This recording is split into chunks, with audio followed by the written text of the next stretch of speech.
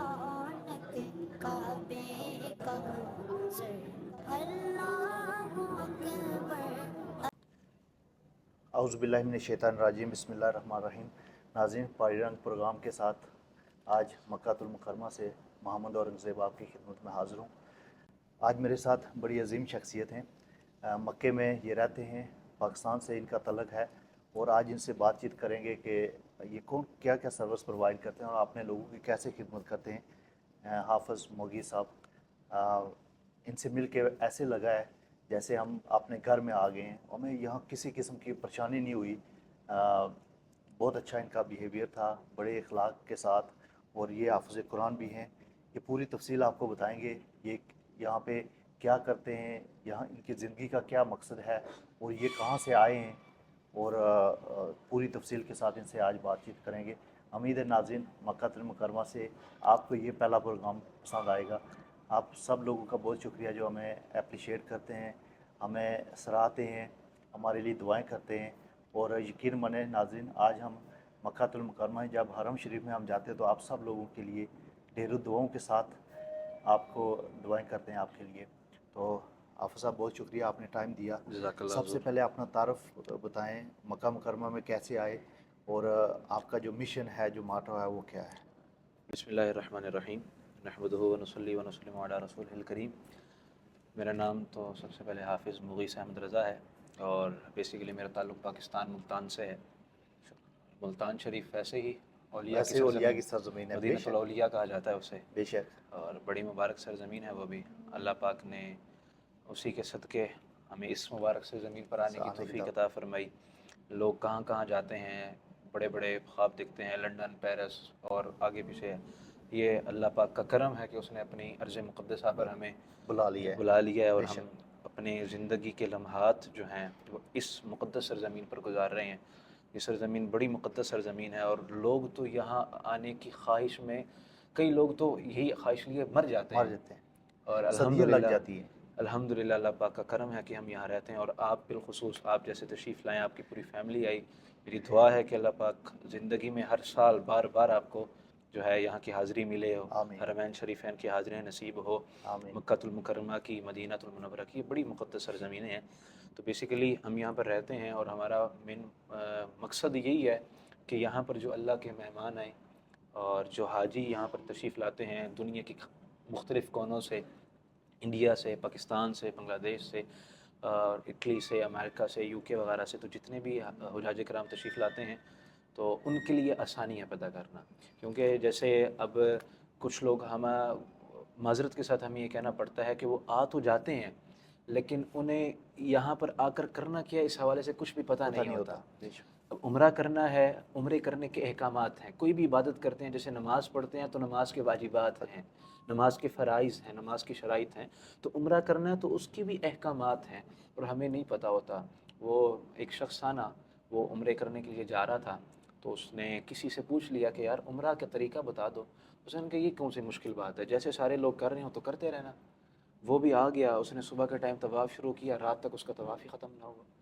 वो परेशान हो गया। मुझे तो जैसे लोगों ने कहा था कि सारे करते ना, तो तवाफ़ तो तो सारी ज़िंदगी ख़त्म नहीं होगा, वो तो चलता वो तो रहेगा। 24 आवर चलता रहता है। चल रहा है तो उसका पूछना, अच्छा जैसे हमने कोई अपना घर का नक्शा वगैरह बनाना हो तो हम आर्किटेक्टर के पास जाते हैं, हम इंजीनियर के पास जाते हैं, या कोई भी हम काम हो तो स्पेसिफ़िक उसके स्पेशलिस्ट के पास जाते हैं। तो इस तरह के मसाइल वगैरह में हम गौर नहीं करते, हम किसी को भी पूछ लेते हैं, अच्छा यार ओ ए मसला दस दो ए की है। तो मैं तो ये कहता हूँ हर हाजी साहब को कि जब आप उम्रा के लिए तशरीफ़ लाएँ या हज के लिए अल्लाह पाक आपको साथ देते तो आएँ, तो कम से कम आप ज़्यादा नहीं तो अपने मस्जिद के इमाम साहब के पास चले जाएँ। बस उनसे पूछ लें कि यार मुझे अल्लाह पाक ने अपने घर आने की इजाज़त दी है, तो वहाँ के आदाब क्या हैं, वहाँ पर जाके मुझे करना क्या है। देखिए, हमने किसी के घर में जाना हो तो जब तक उस घर वाले की इजाज़त नहीं होगी हम घर में नहीं घर आ नहीं जा सकते। सकते, बेशक। अल्लाह पाक ने हमें अपने घर में आने की इजाज़त अता फ़रमाई, हम आए। तो अब यहाँ पर आकर ऐसे हमने खाली आकर रूम में तो बैठना नहीं है। रूम में तो अपने घर में भी बैठे थे, बैठे रहते, यहाँ बेशक। पर आना है, हमने उम्रा करना है, तवाफ़ करना है। تو ہمارا مقصد یہی ہوتا ہے کہ جتنے حاجی صاحبان تشریف لائیں ان کو ہر قسم کی سروس ان کو کسی قسم کا مسئلہ نہ ہو، اور ان کو ہر لحاظ سے ان کا جو بھی پریشانی ہو عبادت کے حوالے سے. باقی ظاہری بات ہے ملک چھوڑ کر آئے ہوتے ہیں، نہ یہاں کی لینگویج آتی ہے، نہ ہی یہاں کا پتہ ہوتا ہے کہ فوڈ کھانا وغیرہ اور یہ آگے دیگر معاملات. پھر سب سے اہم کہ جب زیارات پر جاتے ہیں، اب میں بیان کرتا ہوں کہ دنیا میں لاکھوں تاریخی مقامات ہیں، لیکن یہاں کی جو تاریخی مقامات ہیں، یہاں کی جو ہسٹوریکل پلیسز ہیں، ان کو یہ فضیلت ہے کہ ان کو نسبت ہمارے نبی سے ہے. بے شک ان کا ذکر اللہ پاک نے قرآن میں کیا ہے. میدان عرفات ہے تو میدان عرفات کا ذکر اللہ نے قرآن میں کیا ہے. جبل سور ہے، غار سور ہے، تو اس کا ذکر بھی قرآن پاک میں ہے. تو یہ مقامات ہیں، ان مقامات کے بارے میں آپ اگر خالی دیکھ لیں گے تو آپ کو پتہ نہیں ہوگا جب تک آپ اس کی ہسٹری نہیں پتہ کریں گے. اس کی ہسٹری پتہ کریں گے تو آپ کو وہاں پر جانے کی اہمیت کا مزید اندازہ ہوگا. پھر وہاں پر جا کر آپ کو دعا مانگنے کا بھی اسی طریقے سے مزہ آئے گا کہ یہ کتنی امپورٹنٹ جگہ ہے. تو بیسیکلی ہمارا موٹو یہی ہوتا ہے کہ ہم دنیا بھر سے جتنے بھی حجاج کرام تشریف لاتے ہیں، بالخصوص ہمارے یو کے والے، امریکہ والے، اور یہ جو دیگر ممالک میں ہمارے پاکستانی بھائی رہتے ہیں، ہماری مسلم کمیونٹی ہے، وہ جو حج عمرے کے لیے تشریف لاتے ہیں، تو ان کو ہر قسم کی سروس، ان کو ٹرانسپورٹیشن کی، ان کو اکوموڈیشن کی، ان کو باقی ہر طرح کی، ان کو یہاں پر کوئی ہمارا مقصد یہ ہوتا ہے کہ کسی قسم کی تکلیف نہ ہو. بالکل. حافظ صاحب، یہ جو اکثر لوگ کہتے ہیں کہ بلاوا آتا ہے یہاں پہ، ایسے بندہ جب تک اللہ تعالیٰ کی طرف سے بلاوا نہیں ہے اس وقت تک بندہ آ نہیں سکتا. لیکن جو گنہگار ہوتے ہیں، جو اپنی وہ گناہ چھوڑتے بھی نہیں ہیں، وہ بھی آتے ہیں، تو وہ کیا ہے؟ یہ دیکھیں بیسیکلی یہ کوئی اس کی ترتیب نہیں ہے. جیسے اس دنیا سے جانے کی کوئی ترتیب نہیں ہے، کوئی نیک پہلے جا رہا ہے گناہ گار بعد، یہ کوئی ترتیب نہیں ہے اس کی. یہ اللہ پاک کا فضل و کرم ہے. ان کو بھی بلاوا آتا ہے؟ ان کو بے شک ان کو بھی بلاوا آتا ہے. وہ کوئی نہ، میں نے ایسے لوگوں کو دیکھا ہوں کہ آپ یقین کریں، کچھ لوگ یہاں پر سعودی عربیہ میں رہنے والے ہیں اور ان کو سال 2 سال ہو جاتے ہیں کہ وہ آ کے عمرہ نہیں کرتے. ایک شخص تھا، اس کو 20 سال ہو گئے تھے طائف کے اندر رہتے ہوئے، 20 سال کے اندر اس کی ایک دفعہ بھی مدینہ حاضری نہیں ہوئی. تو یہ جو ہے نا، یہ کرم کی بات ہے. یہ بڑے کرم کے ہیں فیصلے، یہ بڑے نصیب کے پاس ہے. کوئی پاس رہ کے بھی دور ہے، کوئی دور رہ کے بھی پاس ہے. اچھا، انڈیا، پاکستان میں، بنگلہ دیش میں کیونکہ زیادہ جو ہے نا، وہاں کئی سال لگا دیتے ہیں، پیسے جوڑتے ہیں، پھر آتے ہیں. اور جب بوڑھے اسپیشلی جب آتے ہیں، ان کے لیے کیا میسج ہے؟ جو بالکل وہ پورے کام پورے نہیں کر سکتے، تو ان کا عمرہ ہو جاتا ہے؟ دیکھیں، بالکل عمرہ تو بالکل لازمی ہو جاتا ہے. لیکن میں یہاں پر ایک بات کرتا چلوں کہ یہ جو عبادت ہے نا، یہ عبادت ایک بے شک تھکنے والی عبادت ہے. ضروری نہیں کہ آپ جو ہے نا، ایک تو لوگ زیادہ تر دل میں حسرت لیے اس کی بیٹھے رہتے ہیں کہ ہم پیسے جمع کریں گے اور پھر مکہ مدینہ جائیں گے. تو اس بات سے بالاتر ہو کر بندے کو کوشش میں لگے رہنا چاہیے. بالخصوص جو بوڑھے لوگ آتے ہیں، اس سال میں نے حج پر دیکھا کہ بوڑھے لوگ جیسے بچے ہیں، کیونکہ حج ظاہری بات ہے مہنگا ہے، کوسٹلی ہے، تو بچوں نے اپنے والدین کو حج پہ بھیج دیا اکیلے ہی. تو وہ بیچارے اتنے پریشان ہو رہے ہوتے ہیں، عمرے پر بھی آتے ہیں، تو ان کو دیکھ کر ترس آتا ہے پھر. کیونکہ پھر کچھ جیسے اب انڈیا کے کچھ علاقوں سے ایسے آتے ہیں کہ ہم ان کی لینگویج بھی نہیں سمجھ سکتے ہیں. بے شک. تو میری گزارش یہی ہے کہ اگر اپنے بچوں کو بھیجیں، اپنے والدین کو بھیجیں، تو ساتھ ان کے آئیں، یا کوئی ایسا بندہ بھیجیں جو واقعی ان کی خدمت کرے، جو ایسے ہی نہ چھوڑ دیں ان کو. اور باقی یہ ٹرولی بات ہے کہ یہ عبادت جوانی کی عبادت ہے. بے شک. کیونکہ تو اتنی مشکلات ہیں، جب ہم یہ ساری چیزیں پوری کرتے ہیں تو یقین مانے کہ گھر آ کے بالکل تھک جاتے ہیں. لیکن جو بوڑھا بندہ ہے، وہ تو اس کے لیے تو ناممکن ہے یہ سارے نہیں، ناممکن نہیں ہے. ہمت دینے والا اللہ پاک ہے.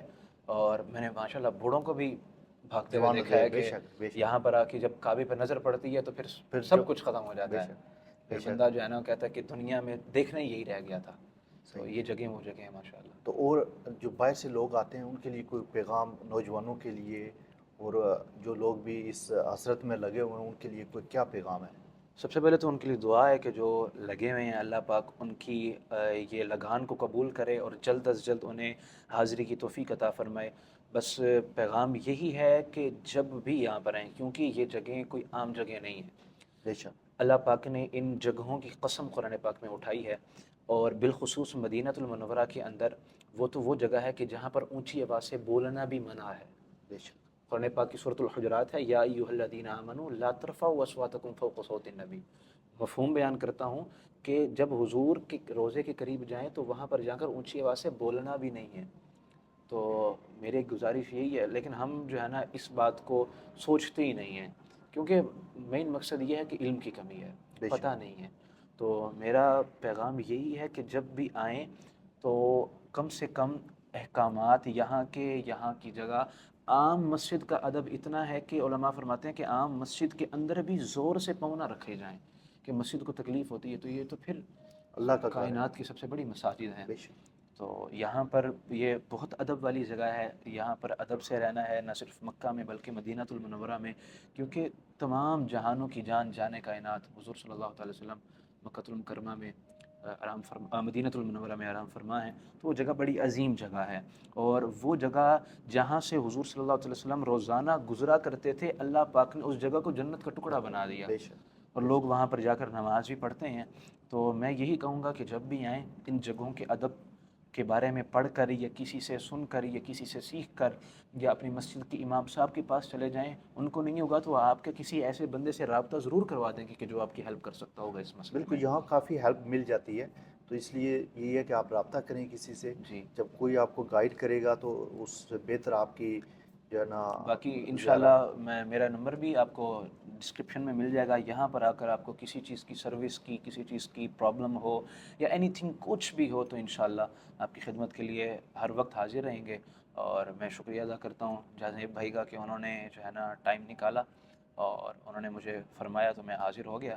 تو اللہ پاک سے دعا ہے اللہ پاک ان کو بھی بار بار حرمین شریفین کی بعد بازی آمین. عطا فرمائے، بار بار اپنی فیملی کے ساتھ ماشاءاللہ یہ تشریف لائے ہیں.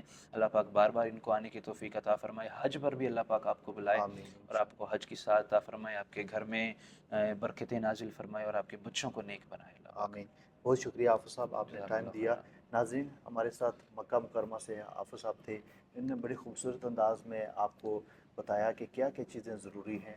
اللہ تعالیٰ ان کو صحت، تندرستی اور لمبی عمر دے، اور ہماری دعائیں آپ کے ساتھ ہیں. مجھے یہ ویسے فخر حاصل ہے کہ جتنے دینی لوگ ہیں، جتنے علماء اکرام ہیں، ان سے ہمیشہ میری بات چیت ہوتی رہتی ہے اور بہت کچھ سیکھنے کا موقع ملتا ہے. اللہ تعالیٰ سے دعا ہے کہ اللہ تعالیٰ سب کو اپنے حفظ و امان رکھے. ناظرین، آپ کا ایک دفعہ پھر دل کیا تھا اگر ان سے مکہ مکرمہ سے شکریہ، اور دعاؤں میں یاد رکھیے گا. تھینک یو سو مچ. اللہ حافظ.